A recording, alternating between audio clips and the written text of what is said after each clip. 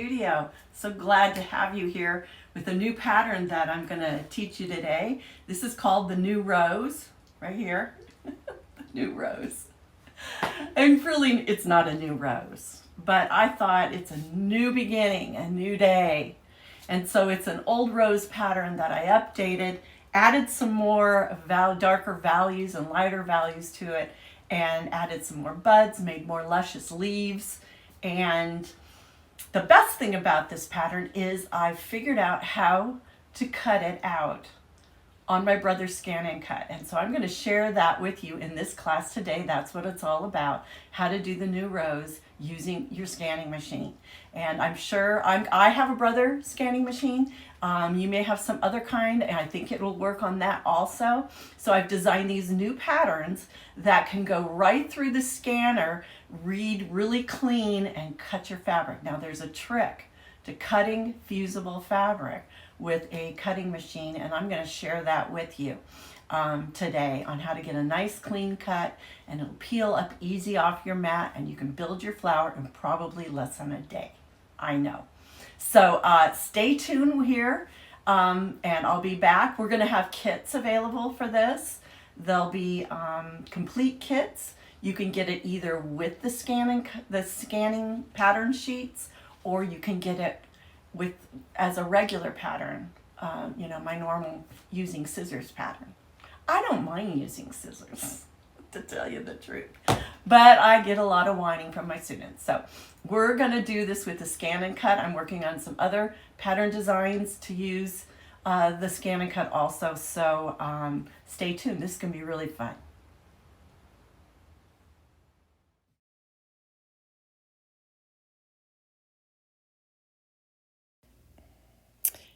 Here are some basic tools and supplies that you're going to need to start using the scanning pattern. So basically straight pins, and you still need your scissors. I have some tweezers there, a glue stick, my smoothing tool, a rotary cutter and a ruler, wonder clips. The tools that come with your cutting machine, I had a spatula and a stylus with mine. I like to start out with a new blade, and I am using a standard blade for fabric and paper. And the wool pressing mat below has really been helpful for pressing Steam-A-Seam 2 onto my fabric. I really like it. It retains the heat and the steam and is really helpful when fusing using Steam-A-Seam 2. I like to use two cutting mats, one for my paper patterns and one for fabric. It just speeds things along. Steam-A-Seam 2 is a fusible web that I use for all of my patterns. It really does matter what fusible web you use. They are not all the same. So I am using Steam-A-Seam 2 and not the light. So let's get started. Here's some of the things that you're going to need to make this New Rose pattern. You're going to obviously need your fabrics, and this is the color. The next colorway I'm going to do, the red one is the one that's up on my wall, and this is kind of a peachy salmon color. I think it's going to turn out really good. I haven't made it before, so you're going to make it with me today. I have my pattern, and my pattern comes with all these scanning sheets, and it also has a little step out on how to push the buttons of the Scan and Cut machine. Okay, so that's always a useful tool. You don't have, this is on cutting with your cutting machine, but if you have the regular pattern where we use scissors, this still, how to assemble it, will still apply to you, okay? So I'm going to show you a couple fun things. First of all, we need to always, with the Melinda Bula Pattern, there is a color chart in the booklet. Okay? In fact, there's 4 color charts in the booklet. So if you want to make a white rose, a red rose, a pink rose, or a yellowy orange rose, I have color step outs for you that you can look in your stash pick your own fabric. And so this is the color chart I just made for this colorway. A is at the top. Now, if you bought a fabric packet with a little slip of paper, I call this your Post-it note. Okay, and we're gonna label our fabrics. Now, you may think that this is the stupidest thing you ever saw, but I'm gonna tell you, and I've taught thousands and thousands of people, a lot of times we can get confused. And so what I've learned to do is label my fabrics. So once I get going, and I'm just gonna pin them on here with some Wonder Clips. I don't know if you have these things, but these are miraculous. I use them for everything. I even tried to close a bag of chips the other day with one of these big ones. Didn't work, but a little bit bigger and it would have. So anyways, I've labeled all of my fabrics. I haven't labeled my greens yet, but we have 4 greens that come in the kit that you're going to use. And now what I did is on the end, I cut a little tiny square. This is color G. I cut a square of the fabric, and with my glue stick, I glued it on. Right on the color, covering up the color so my brain doesn't get confused. So I know that now is my G color. F, E, D, C, B, and A is my darkest color. Okay, this really helps. So if these fall off, even if you had them pinned on, I guarantee you they will fall off. And I've had students email me that 2 years later, after they took my class, they still had this color chart and they could figure out what their colors were and put the flower together. Okay, so it's kind of like this is our Post-it note color chart, and this is the one that's going to last you for years if you can't finish your quilt today. Okay?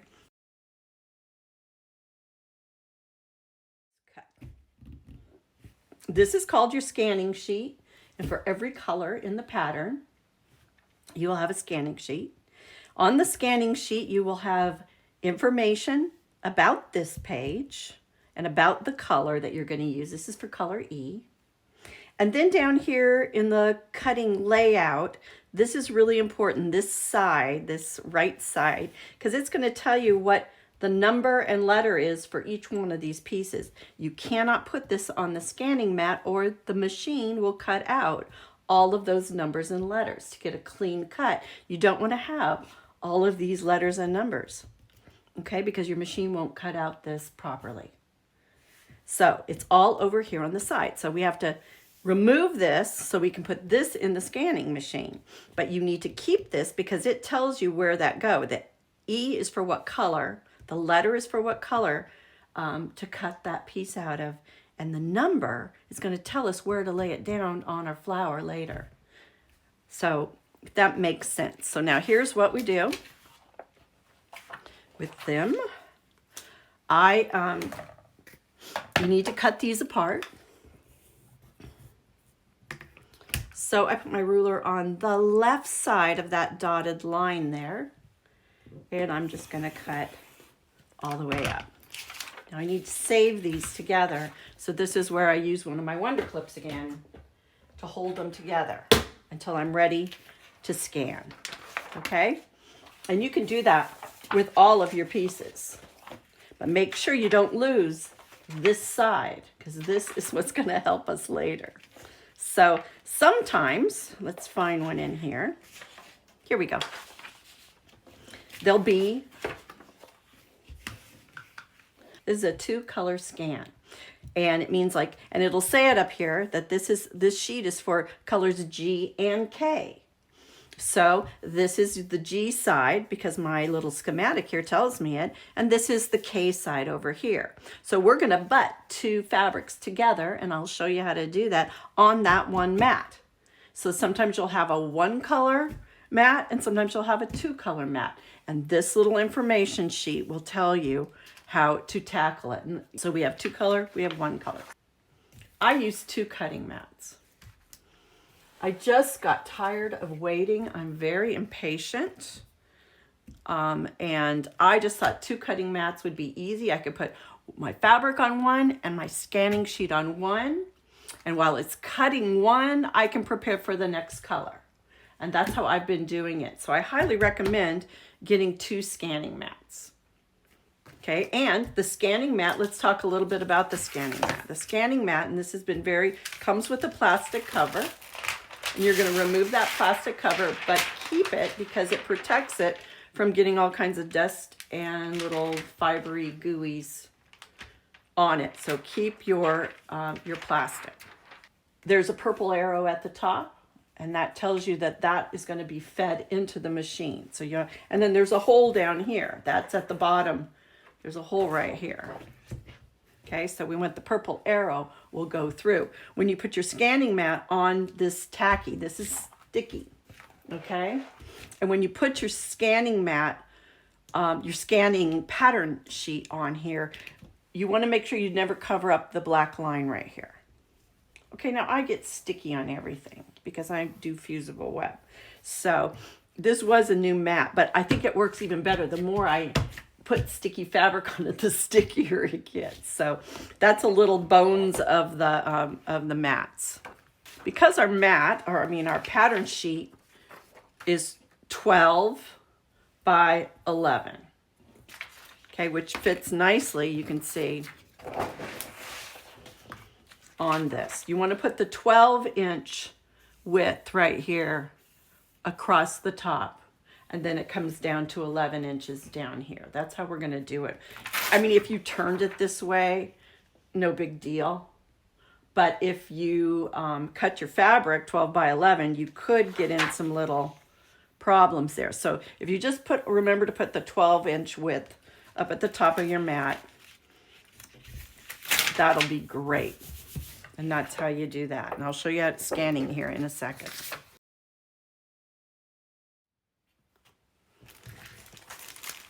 So what I have here is a pile of fusible web, and I cut it 12 by 11. You're going to need 5 yards for this. That is a little bit extra in case you have an oopsie. So what I do is I buy it by the roll. I sell this on my website. You can get it too. It's 12 inches wide. So I went and got my scrapbook. This is the cutting tool I use from when I'm scrapbooking. And I love this Fiskar. It has this little wire where you can see where the line is.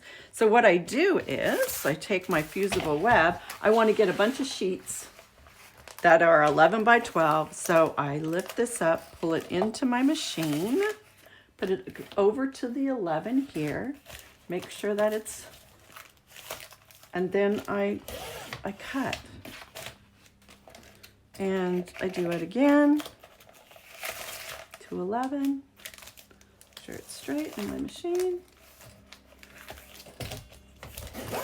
And I cut. And it seems to work out really, really good. So that's a little extra hint there. This is by Fiskar, and I love this one. I'm gonna get out all the wrinkles if I can.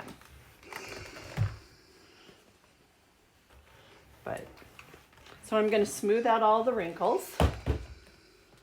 Okay, now I'm gonna take my fusible web that we cut. Now, the front of the fusible web has yellow lines, a grid, yellow grid. The back of the fusible web is solid, doesn't have anything on it. That's the release paper. But when you see the steam seam inside here, they're both exactly the same on both sides. So it doesn't really matter. But that's how the manufacturer has said it, so I'm gonna do it for once. Okay, and so now we got all this sticky web right here. I'm gonna turn it over, and I'm gonna lay it on my fabric. And I kind of hold it up and press it down. Sometimes there's little air bubbles in there. It's not gonna hurt anything. Sometimes there's a lot of air bubbles in there. So I'm gonna take this over here, and I'm gonna use my, you could use a ruler. I just like it there, but you can also just go like this. I'm always trying to do things quicker, better, faster.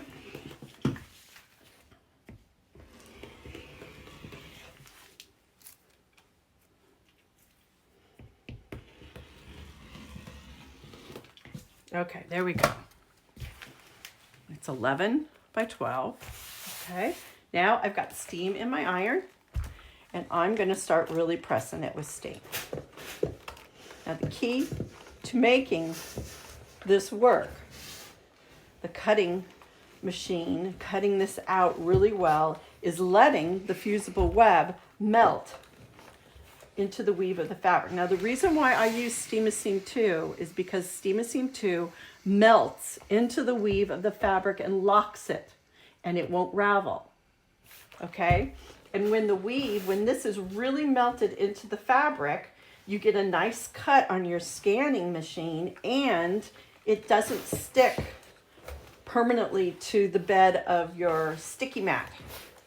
Okay? We want that to lift up smooth.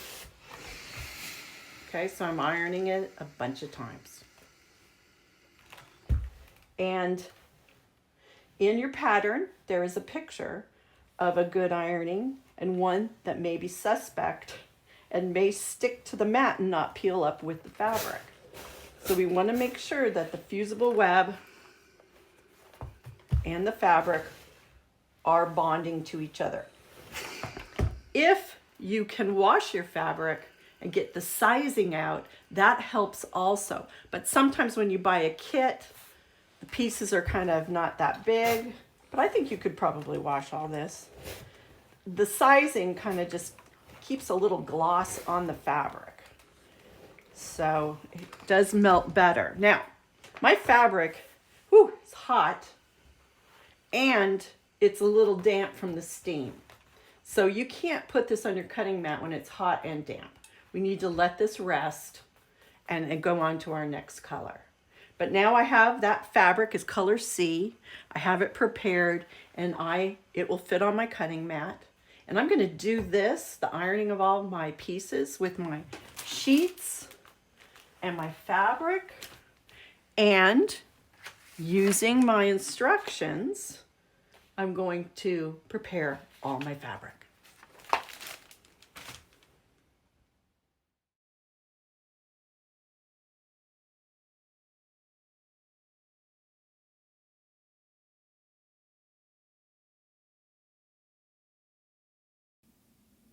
Okay, here we go. I'm going to start my machine,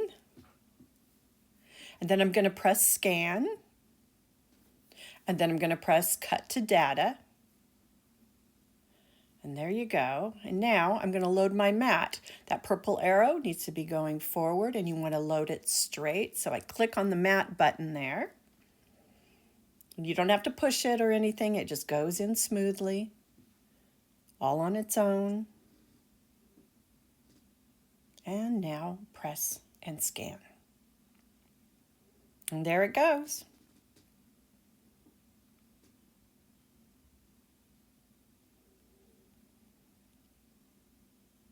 The hardest part of this is just waiting for the scan to be received into the computer. But that blue line across the top, you can't push any buttons until that blue line goes all the way to the end. And now it has scanned. And so here you can see it up close. Now that button I just pushed is the outline cutting button. And that's the one you want to push. Then I'm going to take my stylus, and I'm going to, there's a red square around my picture, my scan and cut mat picture, and I'm going to lift it up past all that dirty part on the bottom of my screen. My machine will want to cut all those dark lines, and we don't want to cut all those dark lines. So I like that. We blocked it out.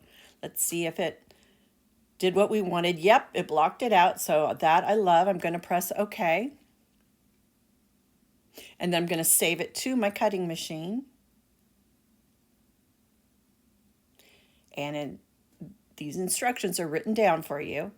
Now it's saving it as number 215. I say, okay, I love it. It's great. Okay, I want that. I want you to cut that. And now it wants to save it again. So I override it by pressing the house button. And then I click OK. And then it gets me back to my screen.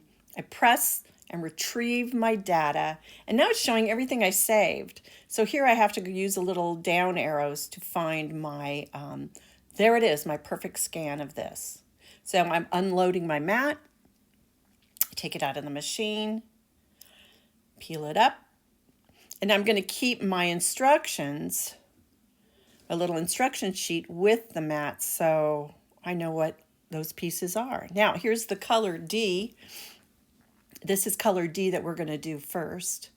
And I'm going to take and peel off the release paper off the back of the fabric. You cannot put this on with the release paper because the release paper is non-stick and your mat is sticky. So we want the fusible that has been ironed really well. And we're putting the 12-inch width of the fabric up below that dotted line. And then I'm going to smooth it out, push out the wrinkles with my hand. I kind of start either in the middle and work out or at the top and bring it down. Now I'm going to get my little smoothing tool. You could use a credit card. You can buy a proper tool. There's a rough side and there's a smooth side, and I'm going to use the smooth side so I don't lift up the fabric. And you can go, across like you're squeegeeing windows, but sometimes I get, like I just did there, a little fold. So I found the best way to do it is, and I'll show you here, I think, is I take it, lay it flat, and rub it on my fabric like this. I find this causes less folds and less bubbles. Now I've got the arrow pointing at the top, and I'm making sure that it's straight. So I'm pressing the load mat button, and it's loading. And here we go. And I press OK. And here I'm retrieving data, and it's going to have me retrieve it again. Sometimes it does that. You want to scroll through and find your pattern you want to cut and that you saved. And so now it's going to ask me, what do you want to do? I want to cut. So I'm going to cut it. Now you have an instruction pamphlet in your pattern that you can kind of follow on how I do it. The key is to read your instruction manual because it will tell you also. But I have a little helpful guide also. Now the machine is cutting. How easy is that? Do make sure though that you do read and know how to use your machine, because I'm not really telling you how to use the machine. I'm showing you what I do to cut out my fabric, but you may want to have knowledge of how to use your machine for better success. So here it's cutting it out, and while it's cutting, I can start getting another mat ready with another color. So I sped this up a little bit so that we could kind of speed the class. Although I do get mesmerized by watching it cut. I find it quite satisfying. But we'll speed this up so that you don't have to watch every little detail of cutting it. It does take a little bit of time, but like I said, you can be getting other things ready while it's cutting. So it looks to me like we're done. And I pressed OK, and I'm unloading my mat. We are finished with this. And so now I'm going to go to the corner. And I usually start at the corner, and I'm going to lift very carefully my waste fabric away and revealing my pattern shape. Now this is the D color, and these pattern pieces are for making the base flower. That's why we do our D color first. Now I'm going to use my little spatula. Usually if you scrape at the tips, because you don't want to stretch your fabric either, you can also use your tweezers and lift up gently, and you can peel. And these big pieces are a lot easier, but don't yank it off too hard. Try and be gentle with it, just in case something didn't get pressed. Okay, and I'm going to lay it on my scanning pattern sheet that we scanned. I'm not pressing it, I'm just lightly laying it there so that I don't get any other pieces attached to the sticky back of this fabric.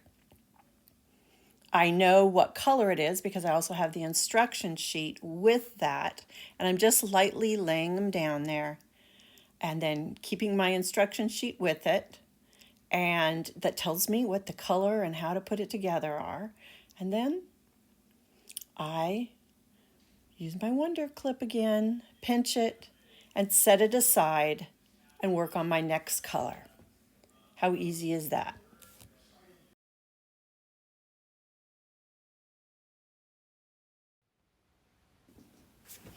So now let me show you how to do a 2-color scan. A lot of times, why waste the paper and the fabric? Let's try and get 2 colors on the same scanning sheet. So here I have my G color, which is the pink, and my K color, which is the green. So I've tried this a couple different ways, but if you can visually just put a line right down your paper, do not draw the line or your machine will cut it. But you can kind of see there's a line. And since our fusible web is already 11 by 12, I thought, why don't we just, when we peel off that release paper, you can see right through it. And you can see I can put my K fabric, the green, on one side, and I can put my pink G on the other side, and there you go. How easy is that? Okay, so now we need to press it again. And I'm pressing it with a hot iron. If you do not have one of these really nice wool mats, I suggest go get one. Something about the heat of that wool mat really keeps the steam in your fabric. So I pressed it a little bit. I'm going to press it more, and here I'm just cutting away the excess, getting my fabric the right size so it'll fit on the cutting mat. And I'm not using a ruler because that's just how I roll. And I know that my fabric is bigger than my pattern sheet that I'm going to scan in, so this is going to work great. There we go.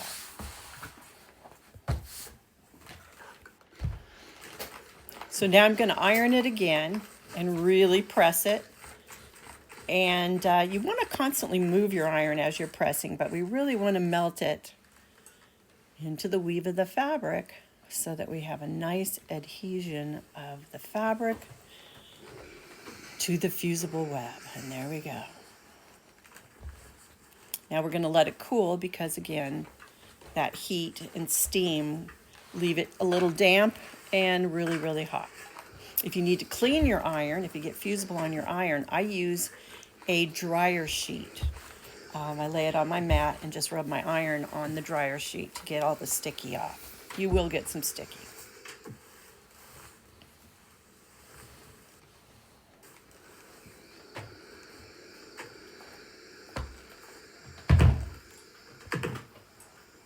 So now I've got it the way I want it, and I'm going to just see if I've pressed it enough. You can kind of peek and, oh, that's looking good. I don't see any web.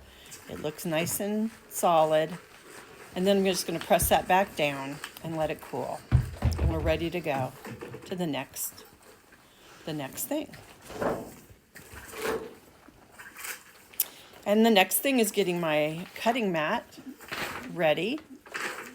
And so I'm going to lay my scanning sheet on the scanning mat. I've got my instructions, so I've got the pink side on the left side and the green on the right. Make sure that you're following that little cutting and laying everything going the right way. That's where we sometimes have problems. So always follow your little schematic there.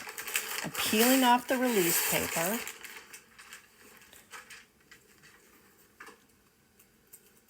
And sometimes it doesn't all come off in one move, and that I know this is the top of my mat, and I'm putting it under the black line so that I get the fabric exactly where my scanning design is going to be read.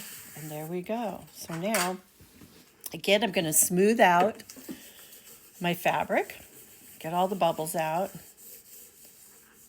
and that looks really good. Okay, so now let's load our mat with our scanning pattern sheet.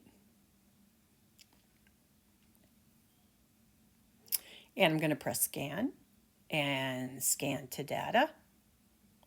And then it won't do anything until I load my mat. Now I'm loading my mat. It's going to go in and come back out. Now it's ready to go. So I'm going to press OK or start. And there it goes. It's scanning. And there it goes. I sped it up a little bit. It doesn't go that fast, quite that fast. Okay, now we wait for the blue line to go all the way across, and then I can see there it is. And I'm going to press, scan. In fact, you can see it really good here. It's lit up. That is it, to cut the outside line. And again, I'm using my stiletto to get all that little dirty area of my mat covered up so it won't be red. I'm blocking it out. That is what you're doing by that. Okay. Do I want to bring it down a little bit? Oh yeah, I could bring it down, and you can bring it over, but make sure you are not cutting off one of your designs. So you press preview and then it'll show if you got everything. I got everything. That looks good. Okay, I'm ready to go and do an outline cut on these. We're going to save it into my machine, and it's saving. And it's giving it a number again. We press OK. That looks great. I'm going to press OK. Everything seems to be going good. Now, I'm not going to save it again. And I'm going to press OK. And now, let's retrieve our information. So I'm pressing the retrieve button. And I'm retrieving it from my scan and cut machine. And I am going to go and scroll up or scroll down until I see my pieces. And there they are. I'm so excited. So now I'm going to unload my mat. And I'm going to press OK. And then I press OK again. And now it's going to say, please select. I'm going to select cut. But I need to load my mat. So I'm going to load my mat. Press the load mat button. And there it's loaded. And it'll start cutting the two colors now. And now I say, I already have cut. So now I press start. And there it goes. Cutting out two colors at once. And there it's cutting. And one of the fun things about this machine is in class with your scissors, trying to cut out some of these little spiky pieces or these little swirls. You know, it still works when you cut them with scissors, but oh my gosh, how much easier is it to do those little tiny circles with your machine? And they are cutting it exactly like how I drew them. So it's really fun to do. And to be able to use your cutting machine that we paid some good money for. And it's a great machine. So now we are done. And so what I want to do again, like we did for our other color, is we are going to peel up using our spatula and our tweezers, our waste fabric. And I'm removing it gently. I've sped this up, so you're seeing me pull on it, but I was going a lot slower than what you're seeing right now. And then, to put them in a safe place till we're ready to assemble our flower, we're going to lift them off the sticky mat, and we're going to lay them onto our scanning mat. And you don't have to lay them like right perfect. Just get them close to that shape so we can identify their number and letter later for when we go to place down. K are the stems for your leaves. These are all your stems. And so I can, there's a number for where we're going to place it. And you will see that on the layout guide later. So we've got all those down. And now I'm going to do the pink side. And some of those tiny little points. Look at how tiny that point was. And it cut it out great. How fun is this? So we're going to lay also our instruction sheet and the schematic with this page so we don't lose it. And now look at those little round, those are for the rose, the center of the rose buds. And look at those tiny little things, and we got it all cut out with our scanning machine. Woohoo, this is fabulous.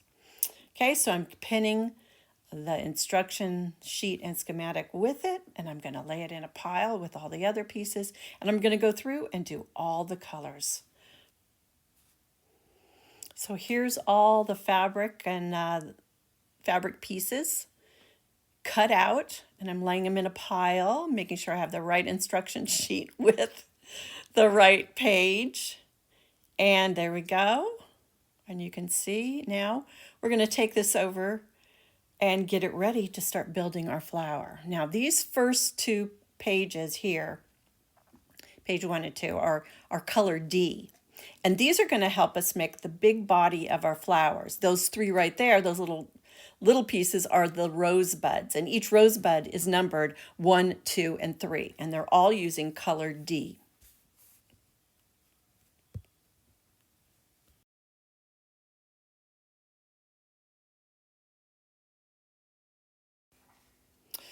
So in your pattern, you have two layout guides. This is layout guide number 1, and this is layout guide number 2. And these are going to help us in building our flower. So we're going to start out with layout guide number 1. Now we need to cover this layout guide with something that is non-stick. Parchment paper is non-stick, and I sell some on my Etsy shop if you'd like to go, and it's really clear and you can see through. You're going to need 2 sheets for this to cover the size of this flower. So I put 2 sheets together,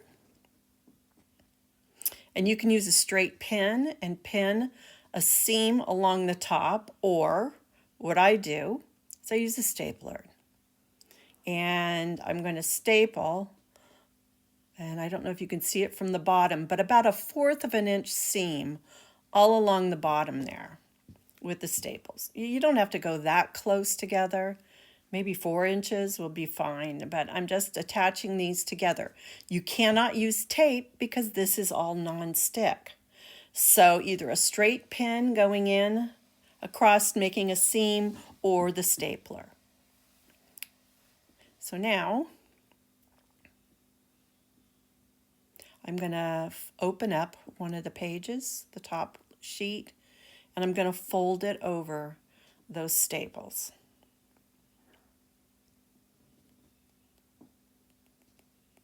And there you go. I find this parchment paper can be reused over and over again, and see how clear you can see through it. And that's what we want when we're doing this. So now I've got some straight pins, and I'm going to pin the parchment paper to the layout guide up at the top, so it won't wiggle while I'm assembling the flower.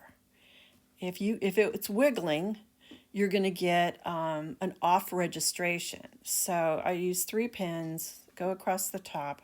You could trim any excess that's hanging over if you want, but right now, there we go.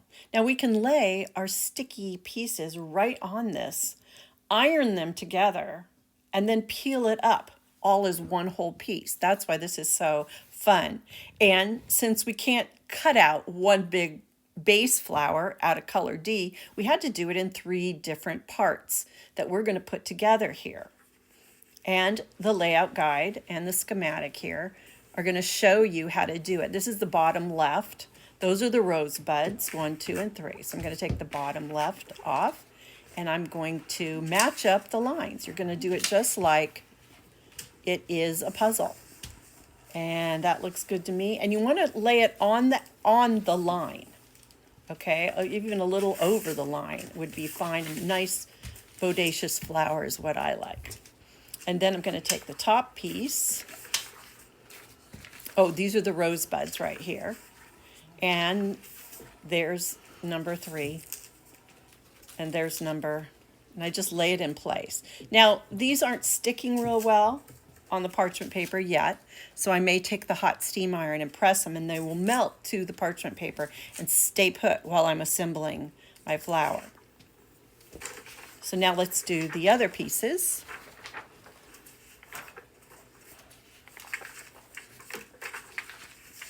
And again, they're going to tell you where they go.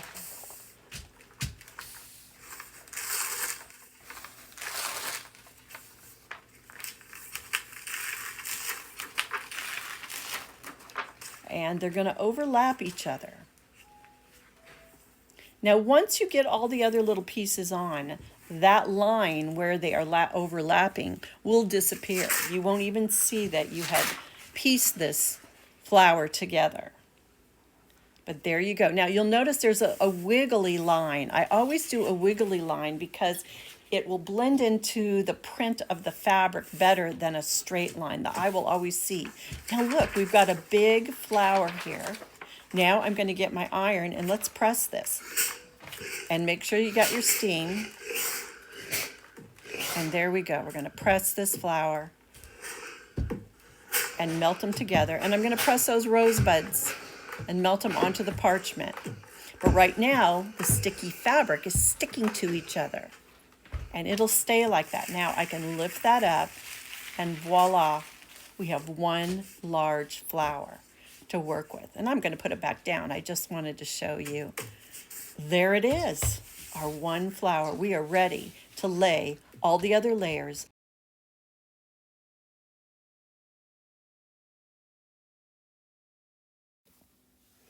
So this is layout guide 2, and it's in your pattern. It's kind of large. And we're going to use the top area. It says layer 1 at the very top, color C and E. But we're going to separate this. I cut it into 3 sections because it's just easier to deal with than having to rustle this big piece of paper. So cut it apart into 3 different sections. And now I'm going to take my my number 1 layer. This is the layer. These are the layers that go on first. And the colors are going to be C and E. And so here I've got my color C. And everything that's shaded dark is going to be your color C. And everything that is shaded lighter is color E. But let's start with our color C first. Now, I'm going to use a light box, and all the instructions for this are in your pattern booklet that came with your pattern. But I'm using a light box. You could also pin this up to your window. I've done that many times up against a sliding glass window, and that's worked. Or a light under a glass coffee table also works as a good light box. But for this first layer, I'm going to take my pattern and I'm going to lay it underneath on the top of the light box. Okay, there's my pattern. And I would recommend, I'm cutting this even a little smaller, but I would recommend taping it onto your light box because I didn't do that when I was filming, and you can start to see the registrations kind of wiggling around. Tape the paper pattern to the light box and then just let your parchment paper lay on top. So now I can see through the light box, kind of. I can see where my color C's are darker. Now in real life, I could see it a lot better than you can see it here on this film. But so I just go around and I start layering the pieces. I can look over at my schematic. I can lift up the parchment paper and see it where they are. That always helps give you kind of a base on where to start looking for laying that piece down. So just, methodically, I've sped this up. I didn't go that fast. But I'm just, where is that piece? Oh yeah, it looks like that. And the thing about these flowers is, because they're kind of impressionistic, you get close to where that piece is supposed to be and it still will be a beautiful flower. So I'm peeking under, do a couple peekies, and lay it down. And now it's sticking a lot better when it sticks to fabric. But you still can wiggle it around. And I'm slowly getting everything on.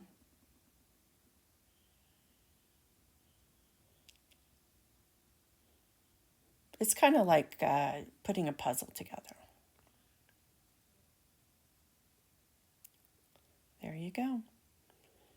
So these 3 little pieces right here are for the rosebuds. And they just go in the center of the rosebud. And on my schematic, I could see this one goes to number 1. And so this little piece that I'm putting on now is hanging on the outside edge of the flower there. And doing a little peek helps me find where it goes. So it looks like I have them all down.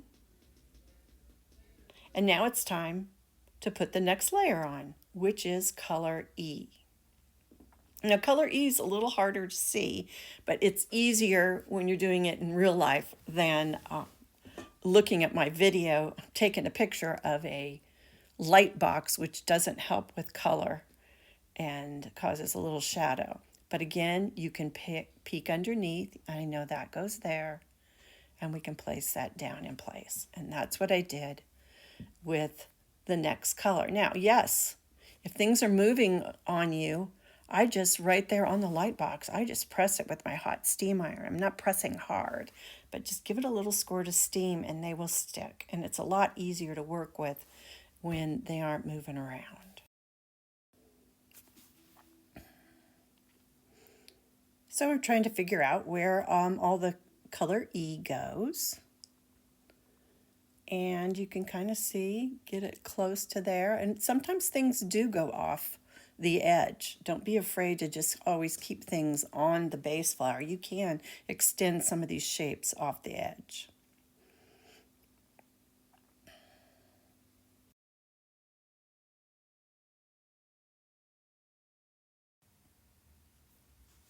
So this is layer 2, and we're going to apply our F and our G pieces in a different way. I'm taking them off the paper and I'm laying on the layout guide where they go.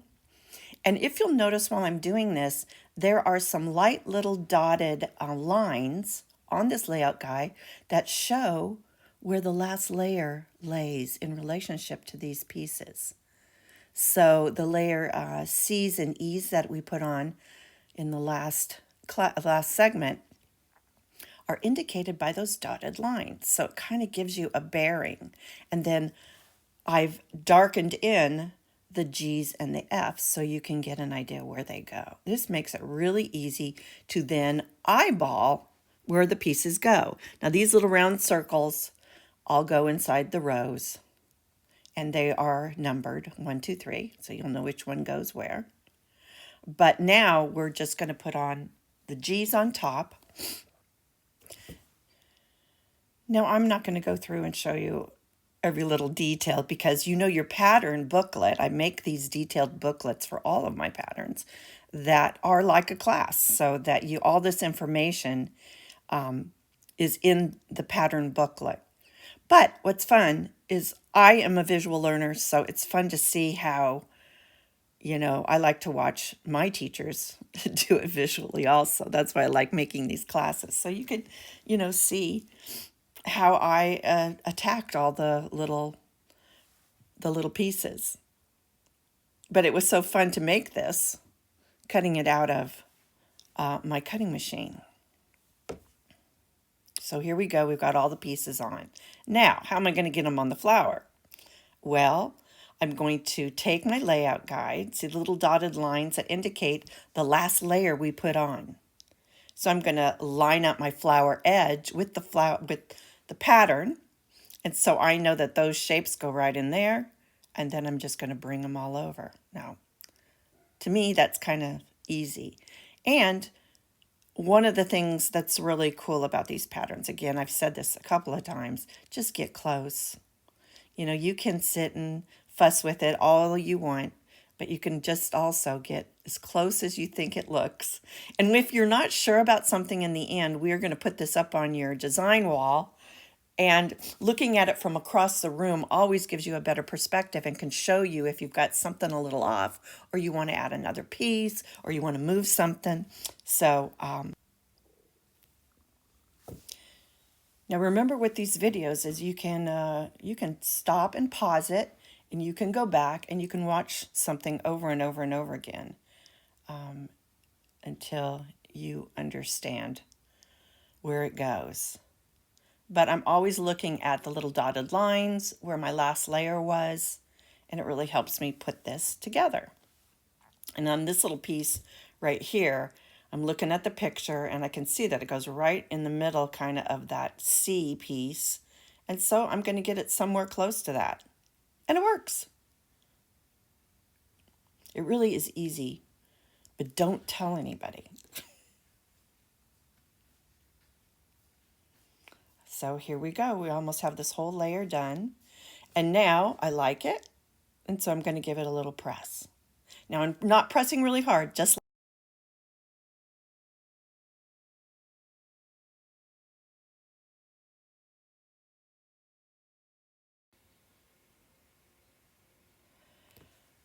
so this is our next layer, and this is the tiny pieces.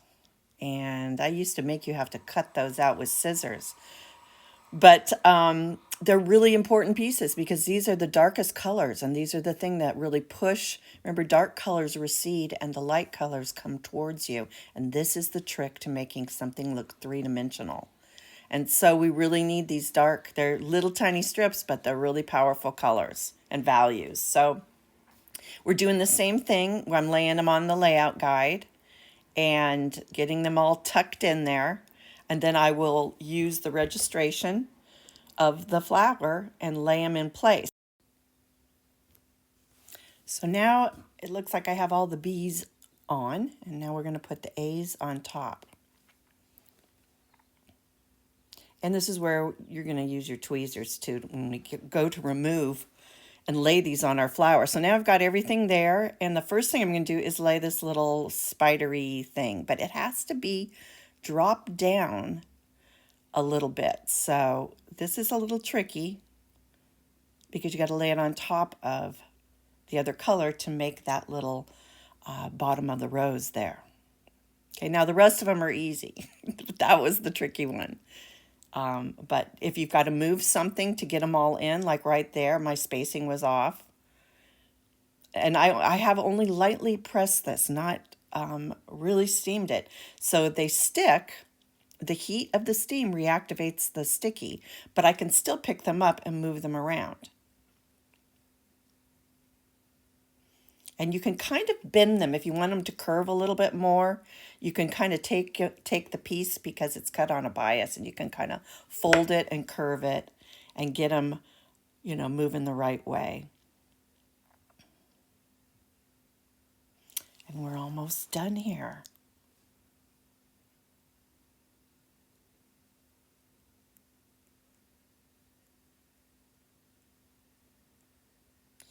Now, when we go in with our thread play, we're going to be able to accentuate all these little pieces, make them darker. We're going to put our thread right on top of these little colors and curve them the same way that these are curving. That's what's fun, is all these are going to be little hint lines for when we go to do our thread play. Well, we're almost done and our flower's looking great.